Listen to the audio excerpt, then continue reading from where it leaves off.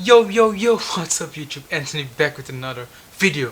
We will be reacting to today is top 10 scariest coincidences caught on camera. So yeah, another reaction. So subscribe. See you in a bit. Yo, Percocet, Miley Percocet, Miley Percocet. Today's video starts now. Small coincidences happen all the time, but it's very rare that these send a chill down your spine. Well, these are some of the scariest coincidences that seem to have been arranged by a higher power. These seemingly impossible situations have actually become reality and were caught on camera, and it may just change the way you see the world forever. I'm Charlie, and today we're going to look at the scariest coincidences caught on camera. Before we get into it, why not subscribe and press the notification bell too. Coming up first is bank robber. This one comes from a news broadcast in Minnesota, USA. One day a guy was reporting on a bank heist that happened the day before. That is when all of a sudden someone runs out of the bank behind him. The man is a worker in the bank and he points over to something in the distance. The guy actually says to the news broadcaster, "There's the bad guy right there." 24 hours ago, this bank in North... That guy right there. What? Oh, that's the robber. This is live TV, folks. That's the robber, just went by. According to the bank employee. So I gotta go here and call 911. I'll talk to you later. The newscaster is completely stunned and goes, "Oh, there's the robber." That's right, the guy who robbed this bank returned to the scene the next day. And at the very same time, the news was doing a broadcast about it. That's already a lot of coincidences right there. The bank teller chases after the guy who hops into a van. But thankfully, because of this, police were able to track this guy down. Police later arrested Ryan Lisco. It turned out he'd robbed the same bank 2 days in a row. This is what happens when you play too much GTA. It's a crazy array of coincidences that this guy was at the bank at the same time as the news. Robber Ryan thankfully was sentenced to nearly 10 years behind bars for robbing this bank. And the money he got from the previous bank heists was seized and returned to the rightful owners. Body in the creek. Body in the creek. When something big happens in an area, the news will often interview locals close to the event. That's exactly what happened one day in Camptown, Pennsylvania, USA. The body was found inside a creek by the local police. As this was happening, some reporters were digging around trying to find out what happened. And that's when one journalist came across a man named Matthew Haverly. He lived right next to the creek where the body was found. When the journalist first asks him about the situation, he's very surprised. He also said even though he lives close to the creek, he had no idea what had happened there. I'm like, what the hell's going on? And now I realize that's what they were actually doing. He also says it's sad to think that's someone's daughter, mother, or child. It's sad to say that that's someone's either daughter, mother, whatever, both. But remember that quote. That's because hours later, cops realized that the woman in the creek was in fact Matthew's mother. That makes his comment about the body being someone's mother very, very creepy. Matthew said this was a gigantic coincidence. But the police didn't buy it and were very skeptical. Matthew said when he was giving the interview, he had no idea it was his mom who was in the creek. In the interview, he even said the body was probably dumped there by hitmen. Like a place where... No, bro, you're sussing, bro. A body, because most likely they wouldn't be found. He said that's because it would be unlikely a body would be found there. But clearly it was, and police did not buy his explanation of his interview. In fact, they later arrested him after finding that same blue tarp in his shed. They raided his property and took him to court, and this video was even used as evidence in court. In May of 2019, he was sentenced to 14 years for this. But he still says that he was not behind what happened to his mom in the creek. World War I plate. World War I. One of the most defining moments in all of human history was World War I. That's because it led to World War II and then the modern world we have today. But everyone knows that the major event which kicked off World War I was the assassination of Archduke Franz Ferdinand. Nah, I didn't know that. Of course, this took place while he was being driven in a limousine. This was a Graf and Stift limo. But there's a strange coincidence when it comes to this car. That is that it predicted an odd and very eerie message. The number plate of the car is A111118. and this could easily be read as Armistice, November 11, 1918. Oh. Of course, that was the date of the famous agreement that ended the First World War. The car sat for 2 decades inside a museum in Vienna before this was pointed out by a British tourist. This is an incredibly scary coincidence. And some say it's not a coincidence, and this is all part of some kind of giant plan. Things like this really do make me question and think maybe we are living in a simulation.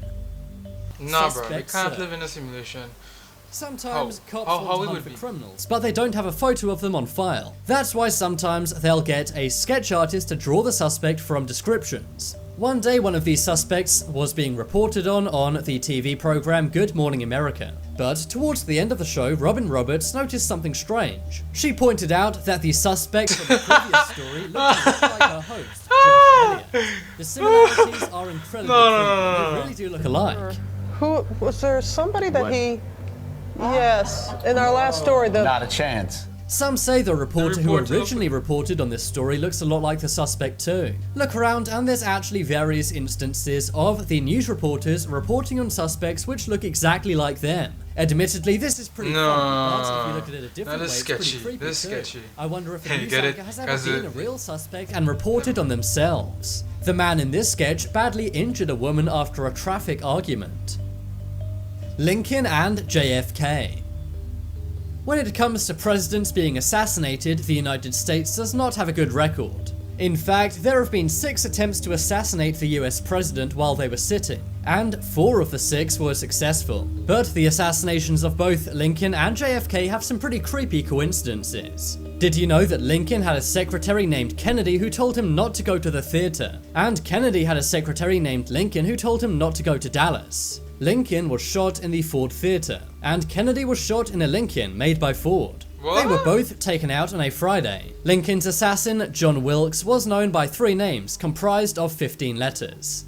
And Lee Harvey Oswald was also known by 3 names comprised of 15 letters. John Wilkes shot Lincoln in a theater and fled to a warehouse. Lee Harvey Oswald shot Kennedy from a warehouse and fled to a theater. Lincoln was elected to Congress in 1846 and JFK in 1946. Lincoln was elected president in 1860 and JFK 1960. And that's not even all of the coincidences about these 2 presidents. Is this simply a coincidence or has something been set up here? Shit, bro. Robber interview. This one comes from a news report in Gwinnett County, Georgia, USA. A reporter's doing a pretty boring story about traffic in the area. That's when she stops and interviews a random passerby. The man seems totally normal and polite and simply talks about the local traffic and then walks off. But hours later, the news reporter gets a phone call from the police saying they need to talk to her urgently. That's because minutes before he was interviewed, the man in the footage had robbed a bank. A witness actually say they saw the man rob the bank and then afterwards stop at a news van for an interview. The police used this interview as well as surveillance footage of the guy's license plate to arrest him. The robber, Eric Rivers, was taken into custody. Nah, and these he's now robbers in just jail stupid, facing bro. 2 counts of robbery. There's some real jackass. Hi Dad. This one comes from a YouTuber named Jennifer Moam. Sadly, she lost her dad. But to remember him, she looks up to the sky and says, "Hi Dad." This is a nice way to pay respects, but obviously it's a one-directional way of communicating. It's not like her dad can communicate back to her. Or can he? One day she looked up at the sky and said, "Hi Dad." That's when all of a sudden a glowing orb appears to come down from the sky.